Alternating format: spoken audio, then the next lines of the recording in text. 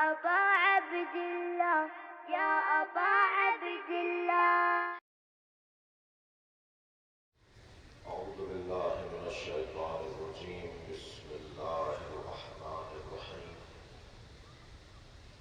الحمد لله الذي لا يبلغ مدحته القائلون ولا يحصي نعماءه العادون ولا يعدي حقه المجتهدون، الذي ليس لصفته حد محدود ولا نعت موجود ولا وقت معدود ولا أجل ممدود، فترى الخلائق بقدرته ونشر الرياح برحمته. الصلاة والسلام على الرسول المسدد المصطفى الأمجد المحمود الأحمد سيدنا ومولانا ومولى الكونين جد الحسن والحسين وعلي أبا القاسم محمد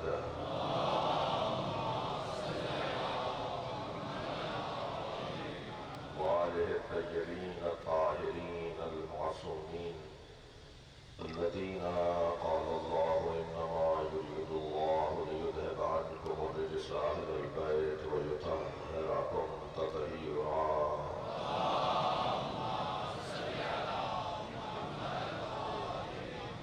ولعنة الله على أعدائهم أجمعين من يوم عداوتهم إلى قيام يوم الدين. أما بعد، قال الحكيم في القرآن الكريم: بسم الله الرحمن الرحيم. ولا وربك لا يؤمنون حتى يحكموك فيما شجر بينهم ثم لا يجدوا في أنفسهم حرجا مما قضيت ويسلموا تسليما. الصلوات.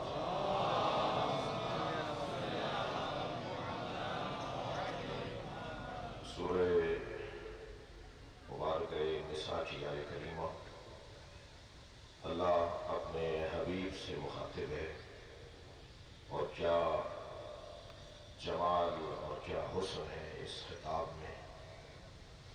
یوں تو اللہ کو ہر مخلوق عزیز ہے، اس لیے کہ خالق فطرتاً اور تخلیقاً اپنی مخلوق سے پیار کرتا ہے. میں اور آپ بھی اگر دو مصرے لکھ دیں تو ان مصروں کے الفاظ پہلے سے لغت میں موجود تھے، پہلے سے وہ الفاظ وضع شدہ تھے، مگر ہم نے اپنے مزاج کے مطابق انہیں جوڑ دیا. تو ہم کہتے ہیں کہ ان مصروں کے بنانے والے ہم ہیں. شاعر کو جب نظامت کرنے والا بلا رہا ہوتا ہے تو اس کے دو شعر پڑھ کر اس کے دو مصرے پڑھ کے کہتا ہے کہ میں اس شعر کے خالق کو بلا رہا ہوں، جبکہ وہ الفاظ اس کے اپنے نہیں ہوتے. لغت پہلے سے موجود ہوتی ہے اور الفاظ کی بندش اس کی ہوتی ہے، تو کہا جاتا ہے کہ یہ اس کا خالق ہے. اور اس شاعر کو اپنے کلام سے کتنا پیار ہوتا ہے.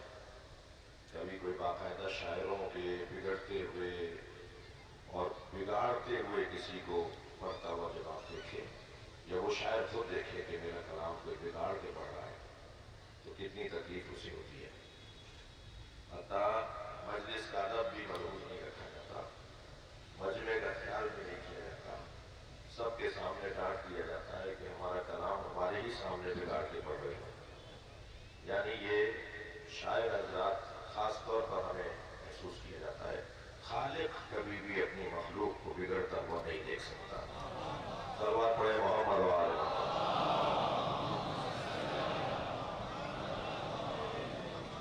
خالق چاہتا ہے کہ اس کی مخلوق جیسی بنائی گئی ہے ویسی رہے، بلکہ اور اچھی ہو جائے. لہذا ہمارا اور آپ کا بھی حق ہے کہ ہم خالق حقیقی نہیں ہیں، جبکہ واقعی خالق نہیں ہے. تو ہمارا بھی حال ہے. یہی مائک لے لیجیے آپ. اگر اس کا استعمال غلط ہو رہا ہو تو کوئی کوڑھے یا نہ کوڑھے اس فیکٹری کا مالک ضرور پڑے گا.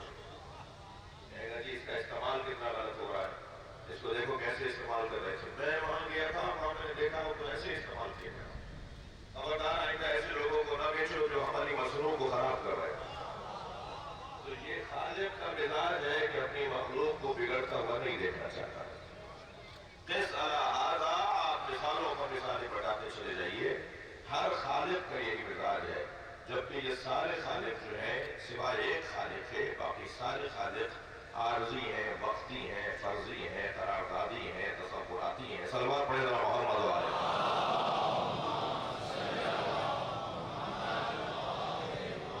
سوچ لیا ہے کہ یہ خالق ہے، اس کے بعد ان کے یہ احساسات اور جذبات ہیں، تو جو خالق حقیقی ہے وہ کیسے برداشت کرے گا کہ اس کی مخلوق برباد ہو جائے؟ تو سب سے زیادہ مخلوق سے پیار اگر کسی کو ہوتا ہے تو وہ خالق کو پیار ہوتا ہے۔ وہ چاہتا یہ ہے کہ یہ میری مخلوق جیسے تھی ایسی رہے۔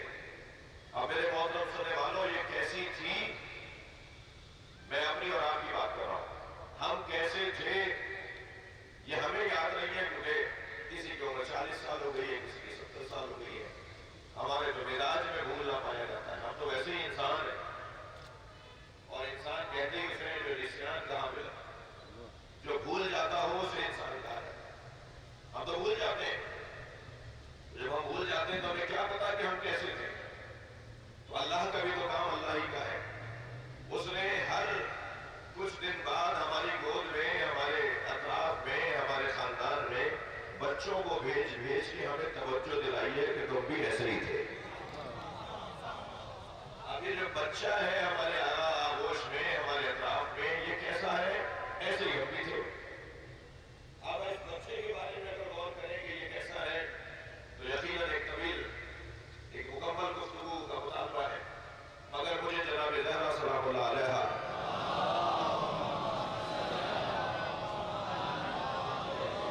کا وہ فرمان یاد آ رہا ہے جس میں انہوں نے بچوں کی 5 خصلتوں کو بیان کیا ہے۔ بچوں کی یہ 5 خصلتیں، انی احب من الصبیان خمسۃ خصال، سیدہ فرما رہی ہے مجھے بچوں کی یہ 5 خصلتیں پسند ہیں۔ الاول، پہلی صفت یہ ہے کہ انہم الباکون، یہ روتے جاتا ہے۔ سیدہ بچوں کے زیادہ رونے کو پسند فرما رہے۔ ہمارے معاشرے کا ابا تو ڈاکٹر کے پاس لے جاتا ہے کہ یہ روتا جاتا ہے، اور کچھ تو ایسے بھی مہربان ہے کہ ڈاکٹر کے پاس جانے کے بجائے وہ مولانا کے پاس چلے جاتے ہیں کہ تعویذ دے دیجیے، اور مولانا بھی بعض میرے قبیلے کے کچھ ایسے ہیں جو اسے تعویذ دے کر اس کی بیماری میں اضافہ کر رہے ہوتے ہیں، جبکہ بعض تو کام مولانا حضرات کے ہیں ہی نہیں۔ صلوات پڑھیں ذرا محمد وآلہ۔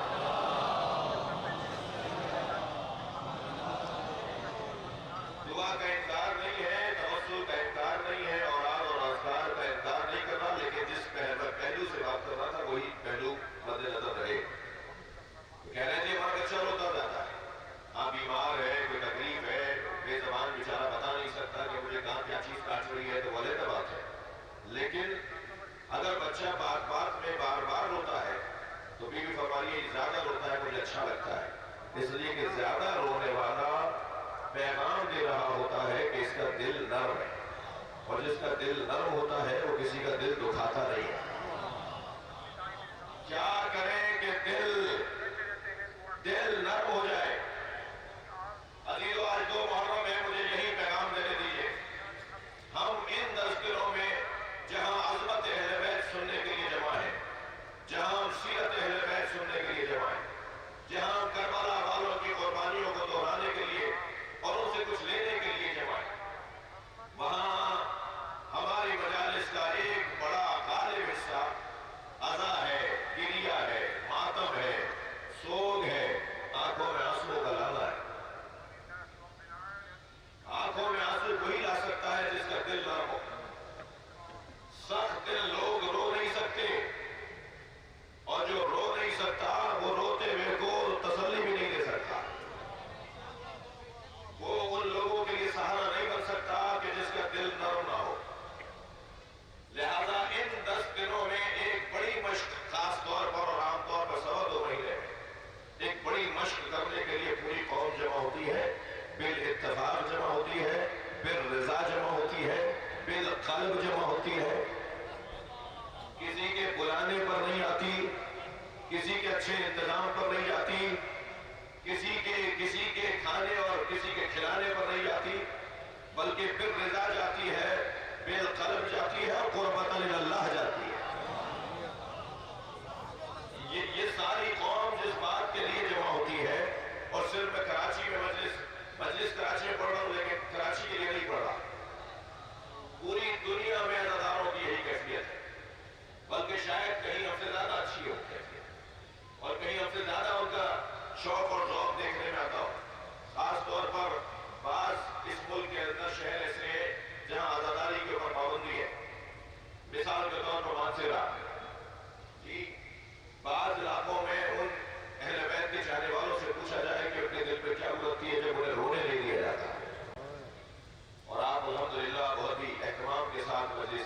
تشریف فرمائیں.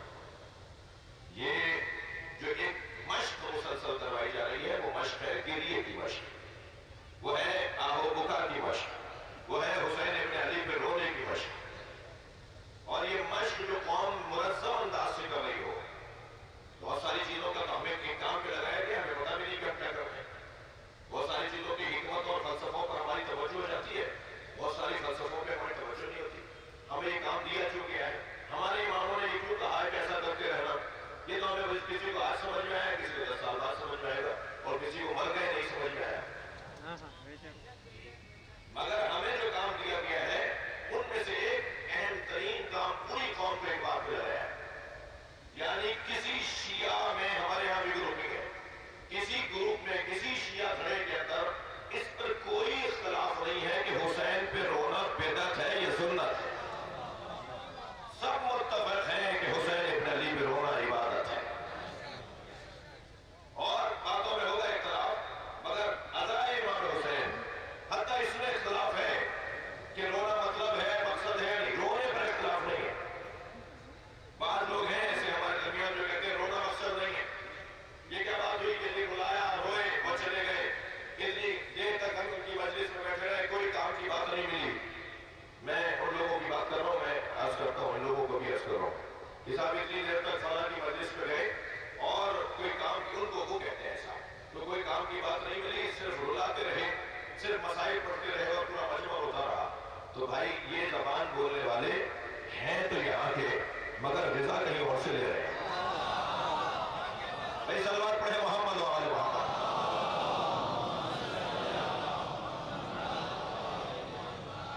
ایک بار برابر بھی کسی کا مجھے اس مسئلے میں خیال نہیں ہے کہ کوئی ناراض ہو جائے گا. رونا مطلب ہے کاٹ دو میرا گلا, رونا مقصد ہے, سمجھو اس کے لیے کہ فلسفے کو. پوری تقریر اگر تمہارے مطلب کے مطابق نہیں تھی, تمہارا شوق اور ذوق اس سے میل نہیں کھاتا تھا, مگر اس بات پر تم متفق ہو کہ انہوں نے رلایا اچھا, انہوں نے گریہ اچھا کروایا, انہوں نے مسائل پڑھے, انہوں نے ان پہلوؤں کے الفاظ ایسے تھے کہ جس سے آنکھوں میں ہمارے آنسو آ گئے. یہ مطلب ہے, خود گریہ مطلب ہے, خود گریہ مطلب ہے. دلیل دے رہا ہوں, اس لیے کہ گریے کی مشق احساسات اور جذبات کو تازہ کرنے کی مشق ہے. گریے کی مشق قلب بشریت کو نرم بنانے کی مشق ہے.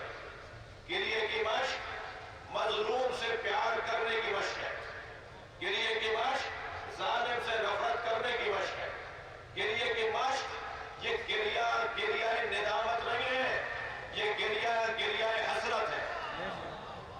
یہ رونے والا روتے روتے کہتا ہے کاش میں ہوتا تو حسین اکیلے علی اکبر کا لاشا نہ اٹھاتے, اور پھر یہ آمادگی کا اظہار کرتا ہے. اور پھر جب حضرت مختار جیسی شخصیت یہ سبق دے جائے کہ حسین پر اتنا گریہ کرو, حسین کی مظلومیت پہ اتنا گریہ کرو کہ یہ گریہ غصہ بن کے تمہارے سینے میں جمع ہوتا رہے, اور جب آخری اور نواں حسین آئے, حسین کا نواں بیٹا آئے اور وہ حسین کے خون کا بدلہ لے, تو یہ گریہ کرنے والے اسے تنہا نہ چھوڑیں. گریہ کا سب سے اہم ترین فلسفہ دل کو نرم بنانا ہے. جو قوم روتی ہے, جملہ دیا کر رہا ہوں, وہ کسی کو رلاتی نہیں ہے. لہذا آپ پوری دنیا میں تجزیہ کر لیجئے, میرے سنی بھائی خفا نہ ہو, بلکہ وہ شاید آئی اس لیے ہے کہ یہ گریہ کی آوازیں خود, یہ صدائے گریہ جو مسائل جب میں پڑھوں گا اور آپ کے آوازیں بلند ہوگی, یہ صدائے گریہ خود ایک تبلیغ ہے. کچھ بولا نہیں آپ نے مجھ سے کہ حسین کی طرف آ جاؤ, کوئی آپ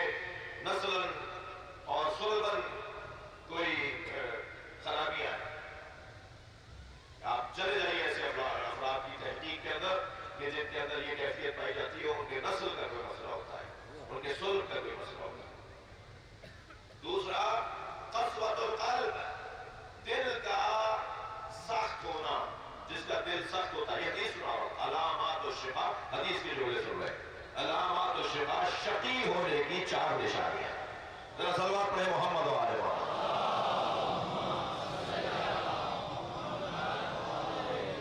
سب سے پہلے نشانی جمود العین، آنکھوں کا پتھریلی آنکھوں کا ہونا، آنکھوں کا پتھرا جانا، پتھر کی آنکھیں. اور اس کے پیچھے میں نے عرض کر دیا، زیادہ تفصیل وقت بھی تھک ہے، بہت کچھ کہنا بھی ہے. دوسرا قسوۃ القلب، دل کا سخت ہونا. دل کا سخت ہونا کہاں کب ہوتا ہے، کیسے ہوتا ہے؟ دل ان لوگوں کا سخت ہوتا ہے کہ جنہوں نے مسلسل غیر انسانی منظر دیکھے ہوتے ہیں، غیر اخلاقی اور غیر انسانی مناظر جو لوگ دیکھتے ہیں، ان کا دل سخت ہو جاتا ہے. قسوۃ القلب. مجھے قصائی حضرات معاف کریں گے، شاید ایک سبب قصائی کو قصائی کہنے کا بھی یہی ہے. بار بار خون، بار بار تڑپتا دیکھنا، بار بار کھال اتارنا، وہ جو دل کا سخت ہو جانا. دل کو سختی سے بچانے کے لیے کیا کریں کہ دل سخت نہ رہے، کیا کریں کہ دل نرم پڑے؟ اس کے لیے پھر ایسے لوگوں سے دوستی کی جائے کہ جن کے دل نرم ہیں. بہتر ایک رستہ یہ ہے کہ ان لوگوں سے تعلق بنایا جائے جن کے دل نرم ہیں. تیسری چیز، جلدی عرض کرو، تیسری چیز جس کی وجہ سے آنکھوں میں آنسو نہیں آتے، وہ ہے، معصوم فرماتا ہے، الاصرار علی ذنب، بار بار گناہوں کو انجام دینے سے دل سخت ہو جاتا ہے. گناہوں کی تکرار، اصرار علی الذنب. خدا کے واسطے میری قوم کے بچوں، جوانوں، خاص طور پر نوجوانوں، اللہ نے تمہیں صحیح اور سالم پیدا کیا تھا. تمہارے چہرے کا نور جو تمہیں گناہ نہ کرنے کی وجہ سے عطا کیا گیا ہے، اسے محفوظ رکھو. خاص طور پر تنہائی کا گناہ. مجمع میں انسان گناہ اس لیے نہیں کرتا کہ 4 آدمی گواہ بن جائیں گے، مگر یہ بات بھول جاتا ہے کہ تنہائی میں بھی اللہ نے گواہ رکھے ہوئے ہیں. اور وہ جو تنہائی کے گواہ ہیں نا، وہ کسی سے پیسہ لے کے خاموش نہیں ہوں گے. جو تنہائی کے گواہ ہیں، وہ کسی کے روپ میں آنے والے نہیں ہیں. در و دیوار گواہی دیں گی، وہی ہاتھ گواہی دے گا جس سے گناہ ہوا ہے، وہی زبان گواہی دے گی جس سے گناہ ہوا ہے، وہی آنکھیں گواہی دیں گی جس سے گناہ ہوا ہے. لہذا الاصرار علی الذنب، گناہوں پر اصرار اور گناہوں کی تکرار انسان کے دل کو نرم کر دیتی ہے. عزیزو، مجھے ایک محبت بھرا جملہ کہنے دیجیے. اگر بار بار گناہ کرنے کی وجہ سے میری آنکھوں کے آنسو خشک ہو جائے اور حسین کی مجلس میں آنسو ہی نہ آئے، اسی وجہ سے گناہوں سے ہاتھ اٹھا لیا جائے کہ گناہ حسین پہ رونے نہیں دیتا. کثرت سے گناہ کرنے والا پھر حسین پہ رونے کے قابل نہیں رہتا، اور جو حسین پہ رونے کے قابل نہ رہے، یہ تو ایک قطرہ اشک ہے جس کی وجہ سے اللہ ہزاروں گناہ معاف کر دے گا. کتنا بڑا انعام رکھا ہے. یہ میری کوئی خطابت نہیں ہے، مجھے تو مجلس پڑھنا بھی نہیں آتی. یہ معصومین کے فرامین ہے. یہ خاص طور پر امام صادق اور امام رضا علیہ السلام،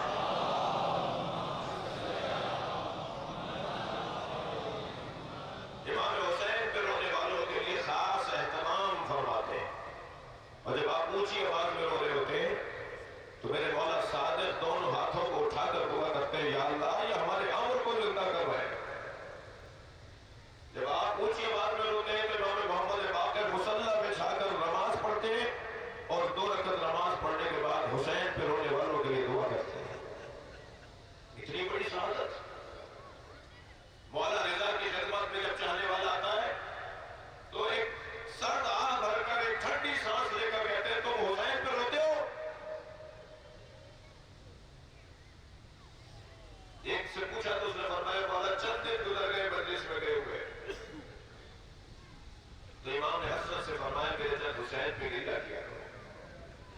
یہ جو ائمہ کی حسرت ہے نا، اگر یہ میرے گناہوں کی وجہ سے پوری نہ ہو رہی ہو، خدا کے واسطے اسی وجہ سے گناہوں سے ہاتھ اٹھا لیا جائے کہ گناہ حسین پہ رونے نہیں دیتا. الاصرار علی الذنب، حدیث سنا رہا ہوں. جو بار بار گناہ کی تکرار کرتا ہے تو پھر اس کا دل سخت ہو جاتا ہے، اور جس کا دل سخت ہو جائے پھر اس کی آنکھوں میں آنسو نہیں آتے۔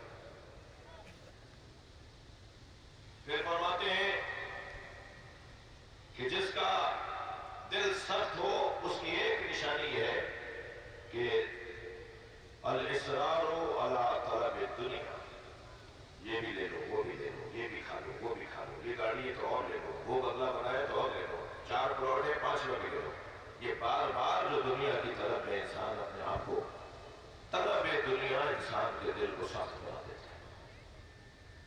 کھانے رہو، اللہ نے جو دیا ہے بہت ضروری۔ اور پھر جب انسان، 2 لوگ تو کبھی بھی سیر نہیں ہوتے، ایک طالب الدنیا، ایک طالب العلم۔ طالب علم کبھی سیر نہیں ہوتا، اسے اور علم چاہیے، اور علم چاہیے، اور علم چاہیے۔ اور ایک طالب دنیا کبھی سیر نہیں ہوتا، لیکن جو دنیا کی دوڑ میں لگا ہے، اللہ اکبر۔ ایک شخص نے آ کر میرے مولا امام جعفر صادق علیہ السلام سے کہا،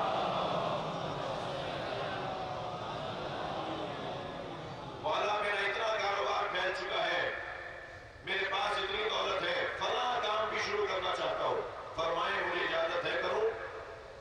حضرت نے فرمایا یہ کام جو تم بڑھاتے چلے جا رہے ہو، اس کے فائدوں کے ساتھ نقصانات پہ توجہ ہے۔ تھوڑی دیر خاموش رہا، کہنے لگا استخارہ دیکھ لیجیے۔ حضرت نے استخارہ دیکھ لیا، استخارہ منع آیا۔ حضرت نے فرمایا نہیں کرو یہ کام، اپنے کام کو بڑھاؤ نہیں، جتنے ہو جتنا حاصل کر لیا اسی پر کافی، اکتفا کرو۔ اٹھ کر گیا، کچھ دیر بعد سوچا، کچھ لوگوں سے مشورہ کیا تو نظر آیا کہ یہ فائدہ تو بہت ہے، اور آخر استخارے کے خلاف وہ کام شروع بھی کر دیا، اور بڑا کمایا، بڑا فائدہ، بڑی پیسے، بڑی دولت بنائی، بڑی دنیا بنا لی۔ 6 مہینے کے بعد امام صادق سے ملنے کے لیے آیا کہ مولا آپ نے مجھے استخارہ دیکھ کر منع کر دیا تھا کہ تم یہ کام نہ کرو، اور استخارہ اچھا نہیں آیا تھا، مگر اس کے باوجود میں نے یہ کام کیا۔ مگر مولا استخارہ تو اچھا نہیں آیا تھا، کام تو بہت اچھا ہوا، فائدہ بہت ہوا، پیسہ بہت آیا۔ اب ذرا یہ جو جملہ، جو جواب امام کا ہے نا، اسے میں اپنے لیے ایک نمونہ اور ایک راہ عمل بنا لوں۔ امام نے فرمایا پہلے تم اکثر ہم سے ملنے آتے تھے، اب 6 مہینے بعد ملنے آئے ہو، تمہیں وہ دولت عزیز ہے جو ہم سے دور کر دے؟ پہلے نوکری نہیں تھی تو نماز جماعت یاد تھی، نوکری مل گئی تو جمعے کی نماز میں محدود ہو گئے، گریڈ بڑھتا چلا گیا، یہ افسر ہو گئے، کمشنر ہو گئے، سیکٹری صاحب بن گئے۔ جیسے جیسے ان کا گریڈ بڑھتا چلا گیا، ان کی نوکری بڑی ہوتی چلی گئی، اب یہ سال کی نماز بھی پڑھنے کے لیے مسجد کو چھو کے آ جاتے ہیں۔ جو پیسہ، جو دولت، جو افسری، سلوات پڑھے گا محمد وآلہ،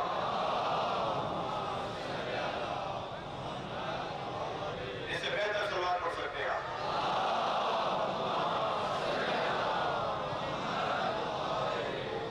ہمیں اپنے مولا کے ذکر سے دور کر دے، اس افسری کا، اس دولت کا کیا فائدہ؟ ہم کیسے آئے تھے ویسے ہی واپس جانا ہے۔ کیسے آئے تھے؟ سیدہ فرمانی الباقون، یہ روتے زیادہ ہیں، مجھے اچھا لگتا ہے۔ دوسرا عنوان فضیلت کا، کیسے آئے تھے؟ لا يدخرون لغد، یہ آج کا کام کل پہ نہیں چھوڑتے، یہی کرنا ہے، آج ہی کرنا ہے، ابھی کرنا ہے۔ جب طے کر لیا کہ کام کرنے کا ہے تو کل پہ کیوں چھوڑنا ہے؟ یہ بچوں کی صفت ہے جو بیوی بڑوں میں دیکھنا چاہتی ہے۔ 4 دفعہ چکر کٹوائیں گے، چلا جانا، ارے بھائی یہ بیچارہ غباروں سے آیا ہے، یہ رہتی سے آیا ہے، یہ مثال کے طور پہ کراچی 4 بسیں بدل کے آیا ہے، سیکریٹریٹ میں، وزیر اعلیٰ صاحب کے آفس میں، یا مثال گورنر کے آفس میں، یا فلاں افسر کے آفس میں، اور ان کے لوگ نیچے کے لوگ افراد ہو گئے، نکل آ جائے۔ تم نے تو ایک زبان کا لوفڑا اعلان کیا، گوشت کا لوفڑا، کل آ جائے، گالی کہاں آئے گا، کیسے آئے گا، کہاں رہ گئے سارے دوسرے دن تک؟ اگر اس کا کام کر سکتے تھے تو ابھی کیوں نہیں؟ تو پوچھو تو صحیح آئے کہاں سے ہو؟ رستے میں کھانا بھی کھایا، تمہاری جیب میں کرایہ بھی ہے۔ اگر غریبوں اور مسکینوں کا خیال نہیں کیا جائے گا تو پھر برکتیں نہیں آئیں گی۔ ہمارے یہاں وقار بھائی تشریف فرما ہے، میں ان کے لیے خاص دعا گو ہوں۔ ان کو جب کام قومی حوالے سے بھی بتایا گیا، جب انہیں کوئی کام اشارتاً بھی بتایا گیا، تو یہ 10 دن بعد بھی فون کر کے ہم سے زیادہ انہیں یاد ہوتا ہے کہ وہ کام کہاں تک پہنچا ہے۔ اللہ ہماری ایسے صحت و تعاون کی توانائی میں اضافہ فرمائے، ان کی صحت و سلامتی کے لیے مرتب صلوات پڑھیں۔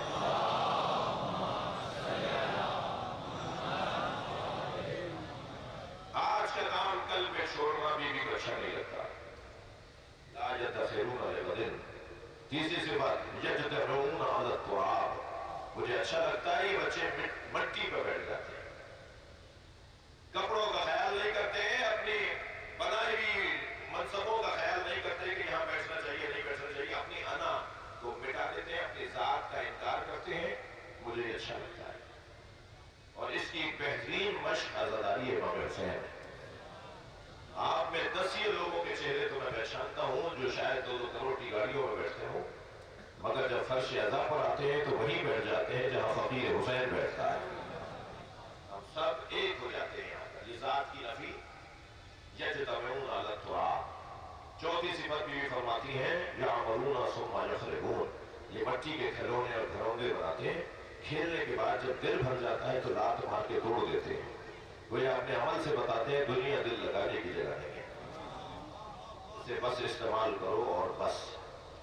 اور 5ویں صفت فرماتی ہے یختصمون بغیر حق، یہ لڑتے ہیں مگر دلوں میں کینہ نہیں رکھتے، ان کے دل میں ایک دوسرے کے لیے برائی نہیں بیٹھتی۔ ہم ایسے آئے تھے۔ عزیزان گرامی، میرا تمہیدی بیان یہاں مکمل ہو۔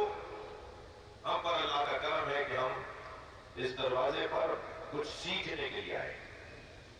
ایسی کلاس شاید ہی دنیا میں کہیں لگتی ہو جس میں یہ چھوٹا سا بچہ بھی آیا ہوا ہو، وہ بزرگ بھی آیا ہوا ہو، وہ انجینئر بھی آیا ہوا ہو، وہ ڈاکٹر بھی آیا ہوا ہو، وہ فیکٹری کا مالک بھی ہو اور وہ مزدور بھی ہو، وہ ٹھیلا چھوڑ کر جو ٹماٹر بیچ رہا تھا وہ امام بارگاہ مسجد مجلس میں آ کے بیٹھ گیا کہ ابھی مجلس کا وقت ہے۔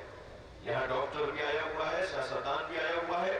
عجیب رنگ کی کلاس ہے کہ ہم مجلس میں جوتیاں اتار کے بیٹھے ہیں اور جوتیوں کا نام علی نے دنیا رکھا ہے۔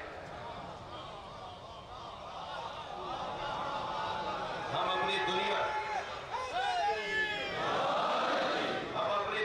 چھوڑ کر آتے ہیں، ہم اپنی دنیا چھوڑ کر آتے ہیں۔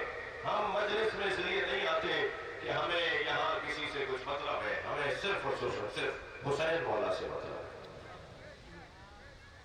ان مجلسوں کا ایک مطلب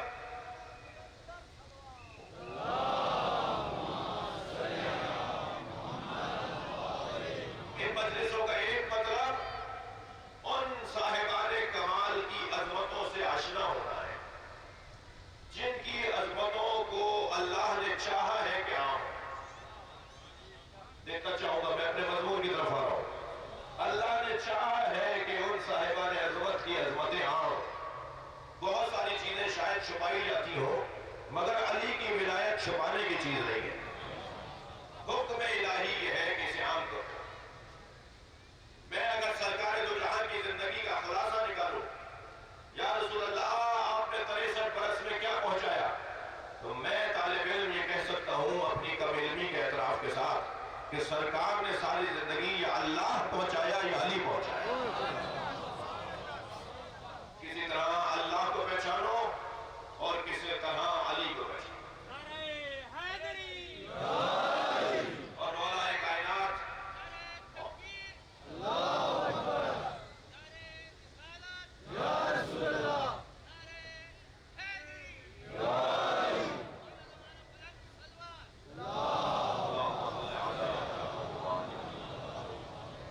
عزیزان گرامی، میں اپنے مضمون پر آیا اور مضمون یہ ہے کہ ہمارا یہ روشن واضح متقن یقینی عقیدہ ہے اور اس عقیدے کے لیے دلائل سے بات کرنے کے قائل ہیں، انتہائی لین اور سدید اور میٹھے اور پیارے لہجے میں بولنے کے قائل ہیں، اور ہمیں کیونکہ پہنچانا ہے، ہمیں جذب کرنا ہے، جلب کرنا ہے، دعوت دینی ہے، بلانا ہے، ہمیں دف نہیں کرنا، بھگانا نہیں ہے۔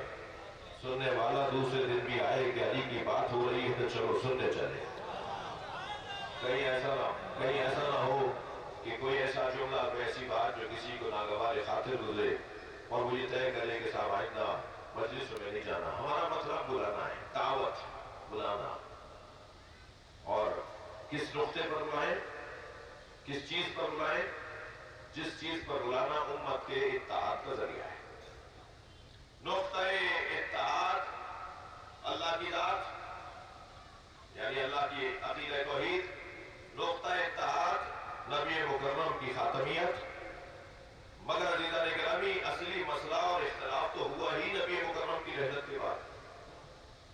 اللہ کے وجود پر سب متفق، نبی کی خاتمیت پر سب متفق، مگر جب امت میں اختلاف اور دراڑ آئی تو وہ مرحلہ تھا جب سرکار کی رحلت ہوئی۔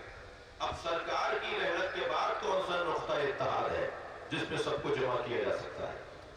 اور وہ نقطہ ہے ولایت عالیہ۔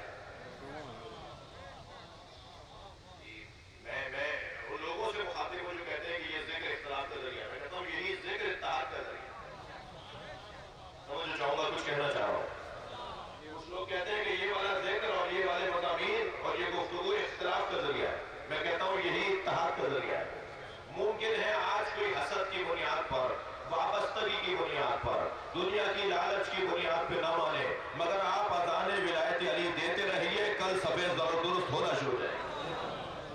پیغام پہنچاتے رہیے، اور وہ جو پیغام آپ کو پہنچانا ہے اس کے اندر انتہائی مدلل گفتگو، اور جب وہ پیغام اگر بہت سی مثالیں ہمارے سامنے کہ ہم ان چیزوں کو مان لیتے ہیں مگر اقرار نہیں کر پاتے، اس لیے کہ اقرار کرنے سے مفادات کا ٹکراؤ، اقرار کرنے سے دنیا کی بربادی ہے۔ تو کوئی بات نہیں، جب جو دنیا کو جتنی جلدی پہچان لے گا اتنی ہی جلدی علی تک آ جائے گا۔ اس کی کوئی حیثیت ہی نہیں ہے کہ جس کی خاطر میں اپنے نظریے سے ہاتھ اٹھا رہا تھا، میں حقیقت کو تسلیم نہیں کر رہا تھا۔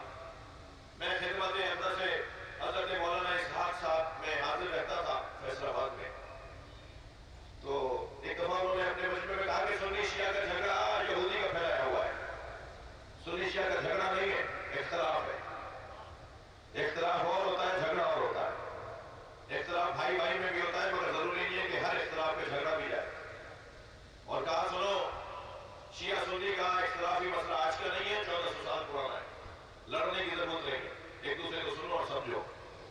جیسے ہی ان کا خطاب مکمل ہوا، ایک لمبی لسٹ ان کے سامنے آ گئی کہ آپ ابھی یہ بات کر رہے تھے، شیعوں کا تو کلمہ رہتا ہے، شیعوں کی نماز رہتا ہے، شیعوں کی اذان رہتا ہے، 8 منٹ پہلے ہم روزہ کھولتے ہیں، 8 منٹ بعد وہ روزہ کھولتے ہیں، ان کے یہاں طواف رسا واجب ہے، ایک لمبی لسٹ۔ اور جب انہوں نے کہا نا پہلے ہی سوال کہ شیعوں کا کلمہ رہتا ہے، تو انہوں نے کہا جی شیعہ کیا بولتے ہیں؟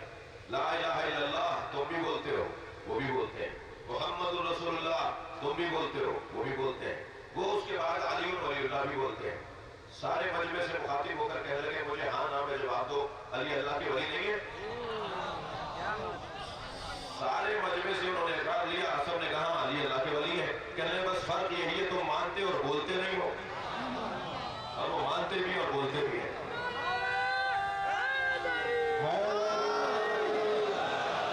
محمد وآل محمد سلام۔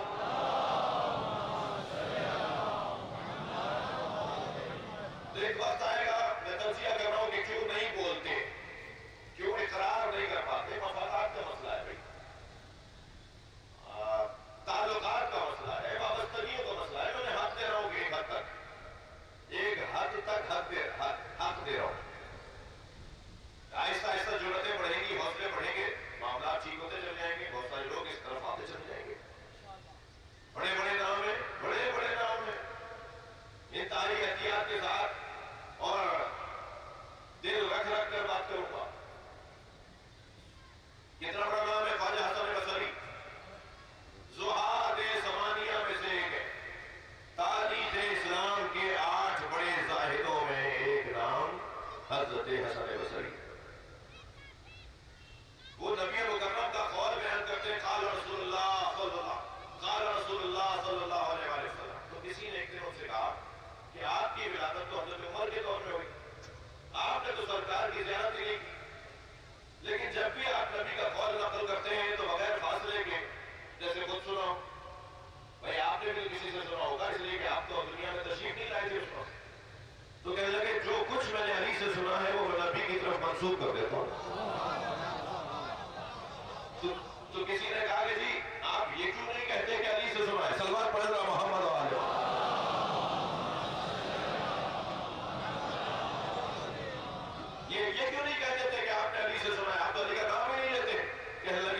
بچے بھی ہیں، مجھے زندہ بھی رہنا ہے. بہت مشکل ہے. یہ جو لوگوں کو آج میں بڑی آسم ہے کیونکہ ان کے ماں باپ کے گھر بیٹھا ہوا ہوں جہاں خاندانی طور پر مثلا آپ تو ہم بڑے آرام سے کہہ دیتے ہیں کہ وہ ایسا کیوں نہیں کرتے. بھائی ذرا سمجھو بات کو کہ کیوں نہیں کرتے. وقت لگے گا، محنت ہوگی.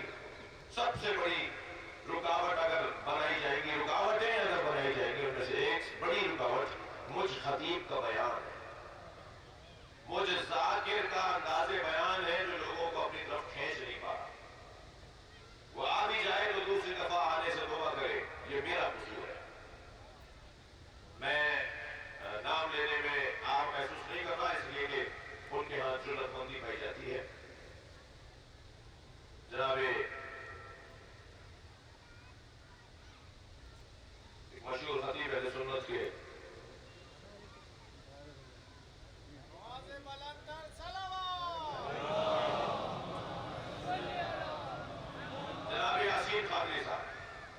جناب یاسین قادری صاحب پچھلے دنوں تشریف لائے. یہی تو بات ہے نا، ہم توکل کریں گے تو بات ہوگی. تو یاسین قادری صاحب تشریف لائے. میں نے ان سے کہا کہ حضور ہمارے شیعہ قوم کا کوئی عیب، کوئی نقص، کوئی برائی، کوئی خامی مجھے بتائیے. میں اپنے لوگوں سے جا کے ہاتھ جوڑوں گا کہ یہ برائیاں ختم کر لو. بہت دیر سوچنے کے بعد کہنے لگے کہ سب سے زیادہ جو آپ کے بارے میں بات ہوتی ہے وہ تو آپ کی برائی نہیں ہے، وہ آپ کا حسن ہے. میں نے کہا جی وہ کیا بات ہے؟ کہا فضائل علی پڑھنا. آپ کی ہر مجلس میں، ہر محفل میں علی علی ہوتا ہے. تو بعض لوگ اسے اس کی مذمت کر رہے ہوتے ہیں. تو یہ آپ کے ہاں برائی نہیں ہے، یہ کمال ہے آپ کا. اور بڑا حسین جملہ کہا جی شیعہ کیا علی کے فضائل پڑھیں گے جو امام شافعی بیان کر رہے ہیں. مگر کہنے لگے میں آپ سے صرف اتنی گزارش کروں گا کہ اپنے ذاکروں سے، اپنے خطیبوں سے کہیے کہ زبان ذرا اپنی اچھی کر لیں. بلانے والوں کی زبان میٹھی ہوتی ہے، بلانے والوں کی زبان چٹکیاں بھرنے والی نہیں ہوتی، ناراض کرنے والی نہیں ہوتی. اپنی طرف بلانے کے لیے زبان کو میٹھا کر لیں. بہت دن دور نہیں ہے جب پورا پاکستان علی علی پکارے گا.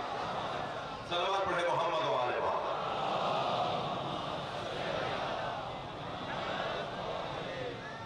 ہم مقصد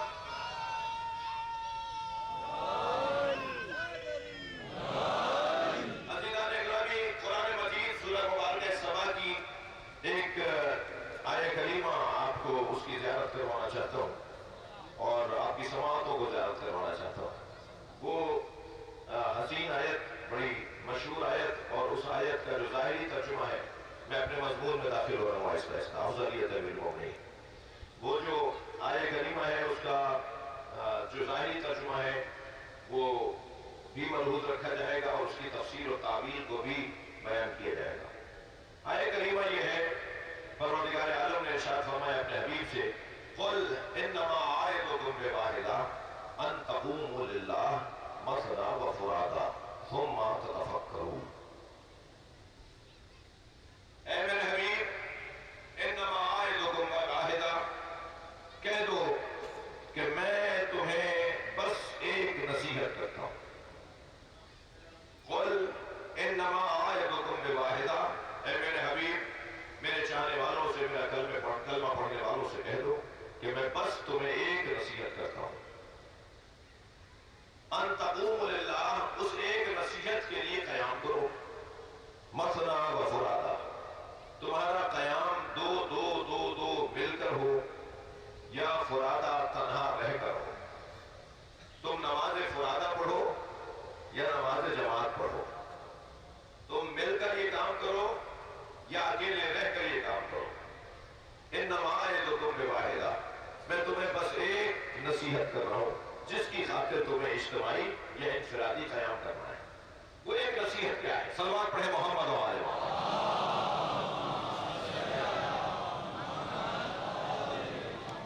وہ ایک نصیحت کیا ہے؟ ابھی آپ کے ذہن عالی کے اندر قرآن کی آیت کا یہ لفظ موجود رہے ان تقوموا للہ. یہ جو ایک کام تمہیں کرنا ہے، انما اعظکم بواحدہ، یہ جو ایک کام تمہیں کرنا ہے، اس کام کے لیے ان تقوموا للہ، یہ کام اللہ کی خاطر کرنا ہے. توجہ چاہوں گا، یہ کام کسی اور مطلب کے لیے نہیں کرنا. بہت کمزوریاں پائی جاتی ہیں، نیاز نظر کے مسائل ہیں، کچھ اور باتیں ہیں جو شایع نشان نہیں ہے ممبر سے بیان کرنے کی. لیکن اللہ کی خاطر یہ کام کرنا، للہیت کے ساتھ یہ کام کرنا، ایک کام کی جو نصیحت ہے، یہ کام اللہ کی خاطر کرنا۔ اب وہ کام کیا ہے جو اللہ کروانا چاہتا ہے؟ اللہ کی خاطر۔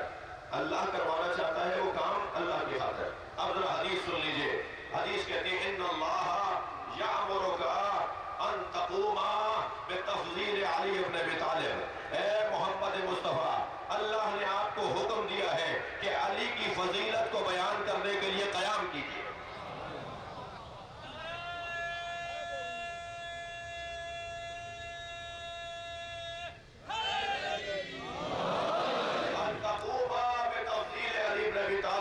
علی کے فضائل پڑھنے کے لیے قیام کیجیے۔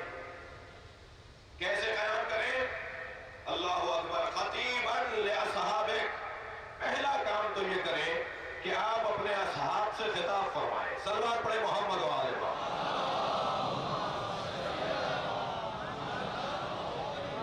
سرکار کو علی کے فضائل پڑھنے کا حکم دیا گیا ہے۔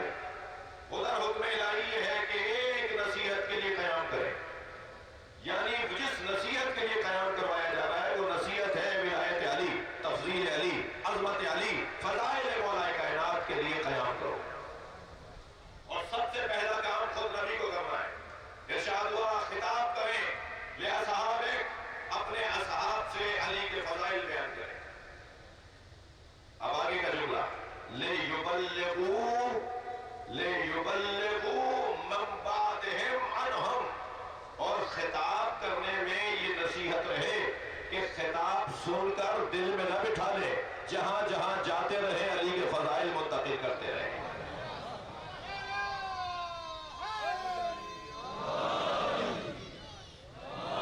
جاؤ جہاں پہنچو، جہاں بیٹھو، جہاں بولنے کا موقع ملے، اے اصحاب مصطفیٰ لِيُبَلِّغُوا مَن بَعْدَهُمْ عَنْهُمْ، جو ان کے بعد آنے والے ہیں یہ بتائیں اپنے تابعین کو، تابعین بتائیں تبع تابعین کو، تبع تابعین بتائیں راویان دین کو، راویان دین بتائیں محدثین کو، اور محدثین بتائیں علماء کو، اور علماء بتائیں مجلس میں آگے مجمع کو۔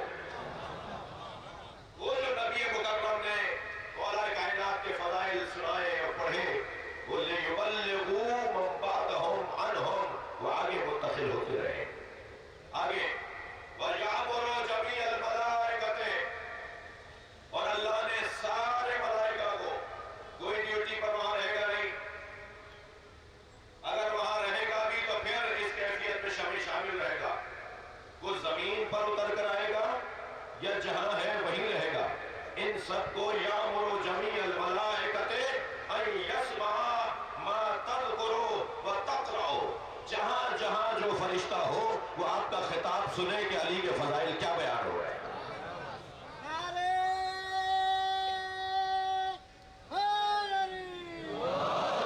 ہر فرشتے کو حکم ہے۔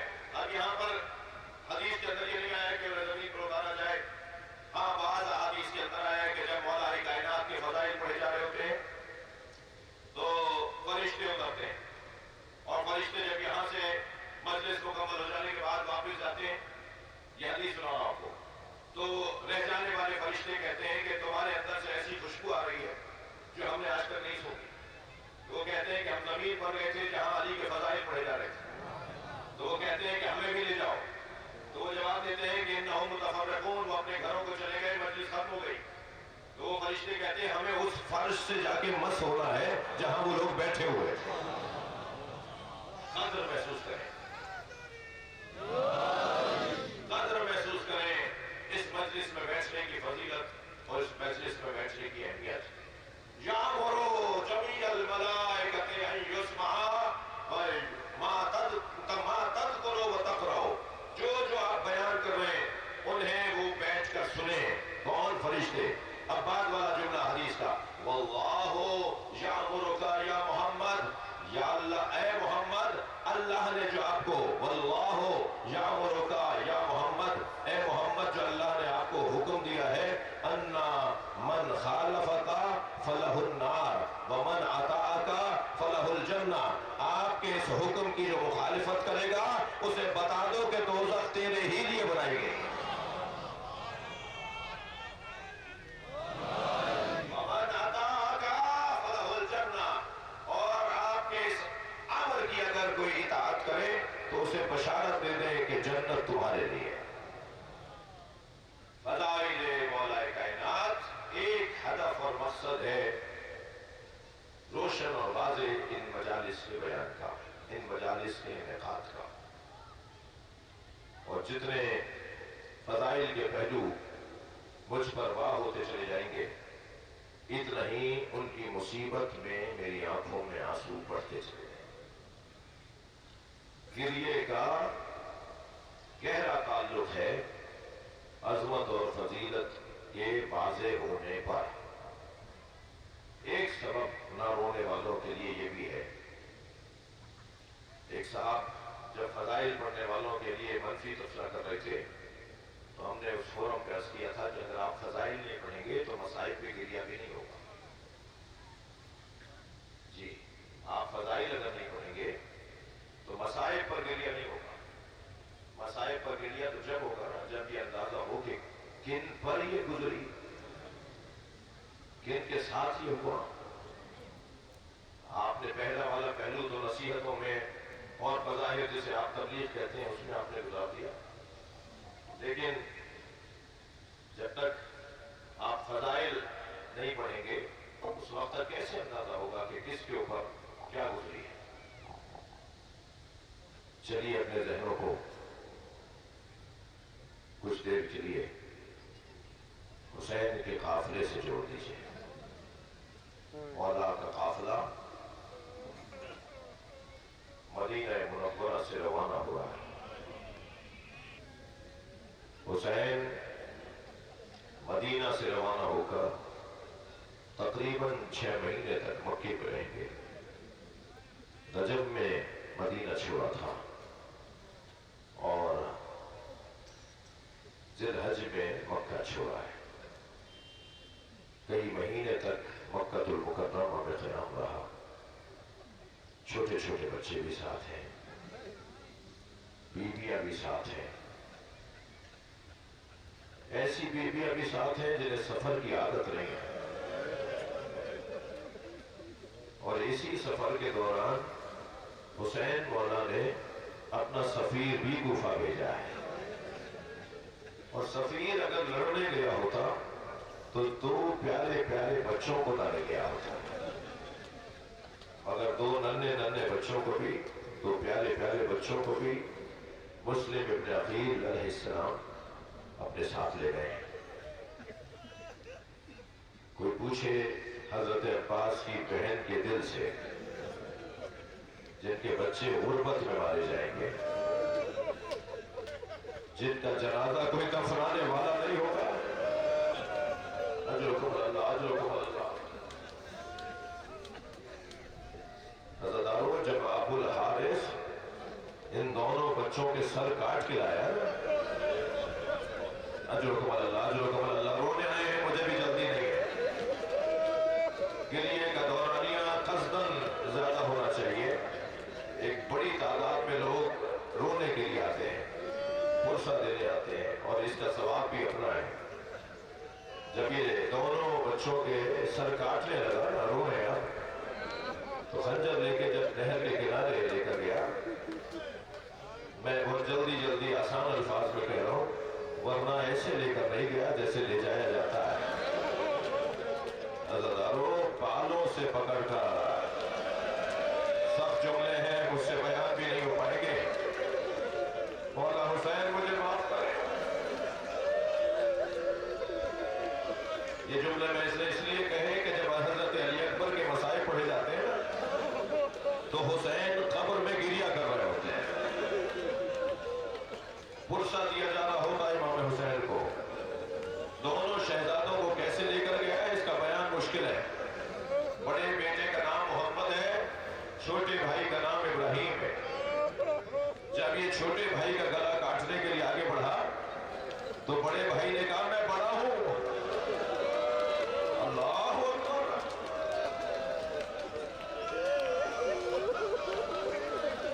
पहले मेरा गला काटो।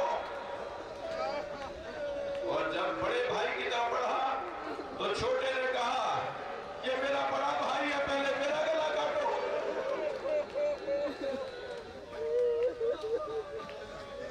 अजर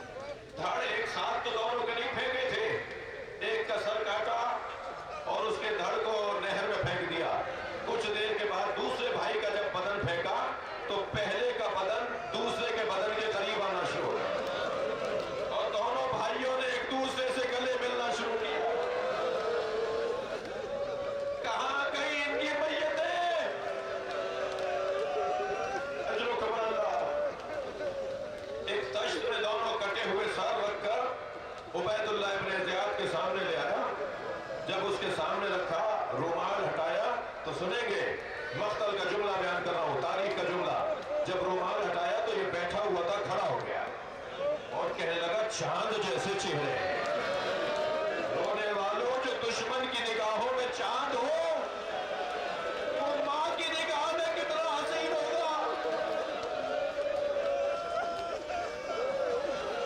اجرکم اللہ، اجرکم اللہ۔ اگر لوگ کر کے نہیں روئیں گے جنہیں رونا آ رہا ہے، اپنی آوازوں کو آزاد کریں گے تو جہاں بیٹھا ہے وہیں سے اونچی آواز میں گریا کرے گا۔ اجرکم اللہ۔ دونوں کے سر کاٹ کر عبید اللہ کے سامنے رکھ دیے اور آپ سنیں گے اس ابو الحارث کو کوئی انعام بھی نہیں ملا۔ خسر الدنیا والآخرہ۔ عبید اللہ نے کہا میں نے کب کہا تھا کہ انہیں مار کر لاؤ، میں نے تو تم سے کہا تھا انہیں ڈھونڈ کر گرفتار کر کے لاؤ، تم نے ان بچوں کو مار دیا، نہ دنیا ملی نہ آخرت ملی۔ اور پھر حضرت مسلم کا لاشا جو کوفے میں گھسیٹا گیا تھا، اللہ اکبر، وہ کب تک لٹکا رہا؟ پھر اسے کوفے کے چوک پر لٹکا دیا گیا تھا، کوفے کے چوک پر لٹکا دیا گیا تھا۔ 9 ذی الحجہ کو حضرت مسلم شہید ہوئے ہیں۔ عاشور، محرم کی عاشور کے دن امام حسین شہید ہوئے ہیں۔ 12 محرم کو قافلہ کوفہ پہنچا ہے۔ زوجہ مسلم نے شوہر کی لٹکی ہوئی لاش دیکھی،